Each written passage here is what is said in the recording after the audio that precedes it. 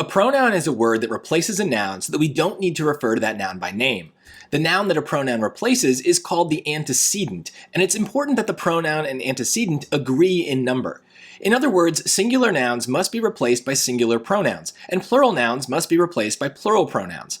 On the SAT, pretty much every pronoun question will involve one of the singular pronouns it or its, and one of the plural pronouns they or their. Let's look at some examples. The restaurant's menu was determined by the availability of the ingredients as well as their freshness and cost.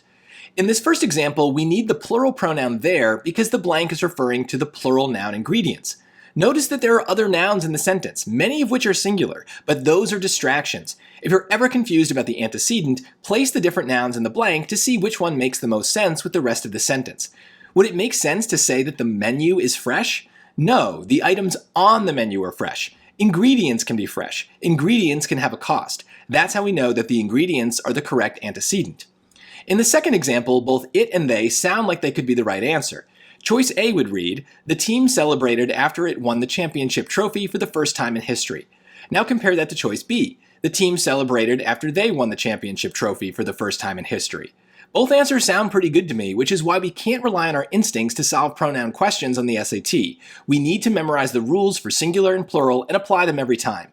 In this sentence, we need the singular pronoun it because the blank is referring to the singular noun team. This is tricky because our brain really wants team to be plural. Even though teams are composed of many players, we need to stick to the literal meaning of the antecedent. We're only talking about a single team, so we need to use a singular pronoun to refer back to it.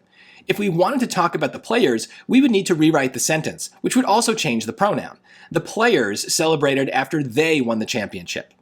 One of the biggest mistakes on pronoun questions is thinking too hard about the meaning of the sentence. You should not have to interpret the antecedent to figure out if it's singular or plural. If it does not end in S, it is almost certainly singular, even if it's a group noun that contains lots of parts in its definition, like team, committee, or class. These two examples cover the three most common pronoun traps that you'll see on the SAT. First, when there are multiple nouns in a sentence, make sure you find the correct antecedent for the pronoun in the blank. Second, remember that group nouns are singular, so pay close attention to whether the word itself is singular or plural, not whether its deeper meaning implies multiple parts. And third, the pronouns with apostrophes will almost always be wrong because they are contractions of other words. The most common are its as it is and their as they are. Normally, we associate apostrophes with possession, but possessive pronouns do not get apostrophes. It's a weird exception in the English language, but you must memorize it. Getting it wrong on the SAT or in real life is an embarrassing mistake. Rarely, the SAT could ask about situations that are a little harder to understand. When two singular nouns are joined with and, the pronoun should be plural because we're referring to both nouns. In the first case, he gave both the dog and the cat treats, so we should use the plural they. However, if the singular nouns are joined with or, then the pronoun stays singular. In the second case, he gave the dog or the cat treats, not both. We don't know which animal was full, but we do know that only one of them was, so we use the singular pronoun it. The rule with and is more likely to show up on an SAT than the rule with or, so don't worry if that last sentence is a bit confusing. The worst situation is when we're referring to a single hypothetical person. If I were talking with my friends, I would have no problem saying that first sentence. A teacher should always help their students.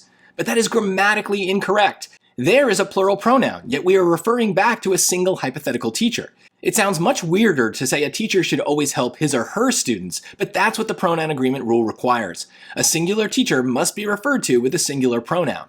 The pronoun its would be strange because we're talking about a person, not an object. His or her is singular, and it includes both gender pronouns because we don't know the gender of the hypothetical teacher. This trap number 5 is unlikely to come up on the digital SAT, even though it used to appear quite often on older versions of the test. Nowadays, the grammar rules around gender and pronouns are changing rapidly, and I doubt that the College Board will create questions that generate controversy or cause confusion. Still, if you understand trap number 5, then you are in a good position to master every other pronoun question on the SAT. The most difficult aspect of pronoun agreement is that the correct answer might not sound correct, so we need to put our instincts aside and stick to the rules about singular and plural nouns. If you can avoid these traps, then you should be able to get every single pronoun question right on every single SAT.